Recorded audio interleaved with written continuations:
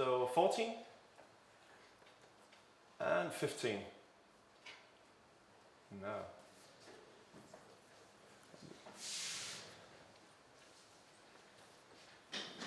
Okay, great. So, the agenda for today. First, I'm going to give you some inputs on how to do the investor pitch. It's kind of twofold. First, about the content of the pitch, what should be in the pitch, and then how can you communicate that. After that, we're going to divide you into like two bigger groups. The first, 6 teams I think then, and the next 6 afterwards. So in general, the purpose of the investor pitch, pretending then that I or the jury of the venture club panel is an investor. Well, they actually are, I'm not. But the purpose is not really to get funding, not immediately anyway. Actually, I think the purpose is more creating interest, creating curiosity from these persons that you're speaking to. So I think you should have in mind that the purpose is more to establish a relationship, create interest, and set up some meetings. So what the pitch should do is to give a clear description of your idea, of course. It should tell a bit about how are you going to make money, what will be the investor's return on investment. It should tell a bit about where you are right now, what are your current status, your current situation, and what will be your further steps from here, the next milestones. And ideally, you should tell that through a really good story. So the first part about the content, what do you tell them? This might seem kind of obvious to do an opening slide, a logo, whatever. But I've seen a lot of people not doing that. And as we'll get back to, actually the first 20 seconds is the most crucial part of the presentation because people tend not to be focused very long. So you really need to catch people's attention. You need to get their interest. And also you need them to understand what this is about so they don't spend the next 5 minutes sitting wondering what the basic of your idea is. So a good way to do this is to do a short introduction of yourself and then in one phrase, in one sentence, give a summary, what is the core of your business idea. So it could basically just be me saying, hi, my name is Mikkel Sørensen, I'm the regional venture club manager in Copenhagen. I'm here to tell you how Venture Club can inspire and help young entrepreneurs at the Danish universities through various activities as workshops, advisor programs, and our 2 annually competitions where participants can get feedback, funding, and network. That could kind of be it if I did a Venture Club pitch. So a brief introduction, taking no more than 15-20 seconds. Well, this part of the pitch is, of course, the core of the idea. I need to say, this is not like a template that needs to be followed from point 1 to point 7, but it's just to give an idea of which parts of the business plan, of the content that could be included. Of course, they are not all identically, and it's not necessarily that your pitch should contain the same as your pitch, but this could be some good things to include. Well, the core of the business idea actually arrives from the background, the customer pain, and the problem that your customers are facing. So this is kind of the point of departure for it all. We need to know what is that customer pain, what is that problem that somebody is facing. And your idea is the painkiller to that problem. So I would really like to know, how does your idea address this problem? And how is that way of addressing this problem? Because there are probably already some invention, some product, some service that addresses this problem. But how does your idea do this in a new way? So that basically leads us to why are your solution better than the competitors? Because there are always competitors, and there are a lot of them.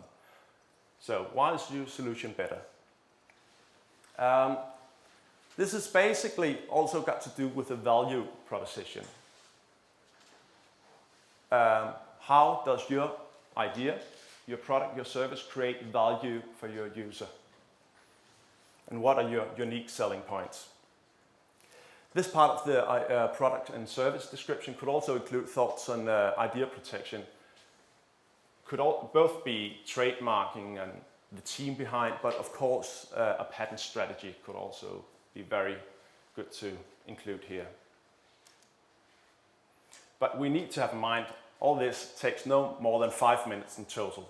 So I'm probably 25 minutes, 30 minutes describing all this, so you need to be a lot quicker than I am. The market and the customer, this is also very crucial, very important part of the pitch. Because if there's not a market, if there's no customers, the idea is not very good from an investor point of view. So of course we need a description of the market, the size of the market, what's the potential market? Is it global? Is it local? What are the segments? A bit about the geography and a bit about the development of the market. Is it a market in growth or is it not? A bit about the customer profile. Who is the typical customer? Is the user your buyer? That's quite an important part as well. Who is your user? Is your user the same as the person buying your service, your product? Is it mainly female? Is it male, middle age, age segmentation, geography segmentation, and perhaps job segmentation? Very important parts as well. And this is the kind of one of the things when we see the pitches at Venture Cup. This part is something that that the panel often ask into details to actually, because they want to know how you will make money. And there are various ways of doing it. And actually, you can change that over time, but your business model is very important. And there are some common types. Could be a fixed product price, that be you going down buy a CD at the store. It could also be a subscription service. That would be Spotify instead of buying a CD. After sales and service, or devices disposables, like buying a razor and then need to keep buying razor blades afterwards. So often it would be quite a good idea to consider different business model and see which one would you benefit the most from, because there are often many solutions to this.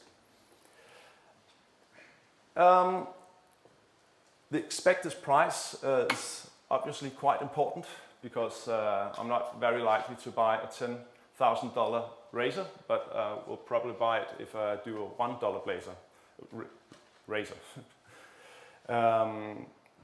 And a bit about the expected turnover per year. Of course, this is also one of the things that the investors often ask into details about, the implementation and the status. So basically in a timeline, where are you right now in the process of going to the market? Are you early development stage, even earlier idea stage? Are you, did you have your first proof of concept? So where are you right now, and what are your further steps from here? So I think what people need to know is basically, if you got funding, what would you do tomorrow? So that would include some milestones setting. So what are the most important milestones from here on in the process? It could both be short-term on the way to market, or long-term strategy from, say, like 5 years. Because probably from an investor point of view, most investors would like to have an exit opportunity, exit strategy within the next, say, 5 years or so. It depends, of course, on which kind of investors, but they want to see a horizon, they want to see a timeline that seems realistic. And they also want to know what are the resources that you need to do this, to move on. How much will the development costs be? How much will the go-to-market strategy cost, and all this? So a bit about the resources, the timeline, and the exit strategy. The team. I can't remember if I told you the last time we were here, but half a year ago we invited Shai Agassi. Did I tell you this? No? Shai Agassi, do you know him? He's the founder of Better Place. They make these batteries for cars, electric cars. And we invited him to give a lecture about attracting venture capital. And he's kind of a crazy guy, really, really good, I think, but he managed to get a funding of, I think it was 750 million US dollars before he actually had a product. So that's quite a lot of money before he actually did have one of those car batteries. So he spoke about how should you attract investors and how should you pitch your idea, how should you sell your idea before you actually do have a product, which is the situation you're in. And he said that there's a common saying in Silicon Valley where the biggest investors are. That's that investors look for three things. It's team, team, and team. Of course, it's not totally true, but I think every investor looks for a team that can really drive the project all the way through. And of course, you being DTU student, you would of course have some areas where you have great competences. Perhaps you do have some other areas where your competence is not as covered. But I think this part of the pitch is also about saying, what are the core competences in the team? And how can you use them to divide into areas of responsibility? And it's also showing that you're aware that you might, in time, need some other competences, that being like communication expert or business expert. I wouldn't know, but just to make sure that everybody sees that you're aware of your own competences, how you will use them in the team, but also the potential lack of competences. So are there plans to reinforce the team in the future? And I think it's quite common when investors choose to fund a project that they put in, say, a CEO in the company, because they want to have someone they know, someone that has already proven that they can run, being head of a business or something like that. They want that in the team. So it's quite okay not to have all the competences covered, just need to show that you're aware of this. Okay, I think that's basically the things that most pitches should include. As I said, it's not necessarily that you need to include all these details, but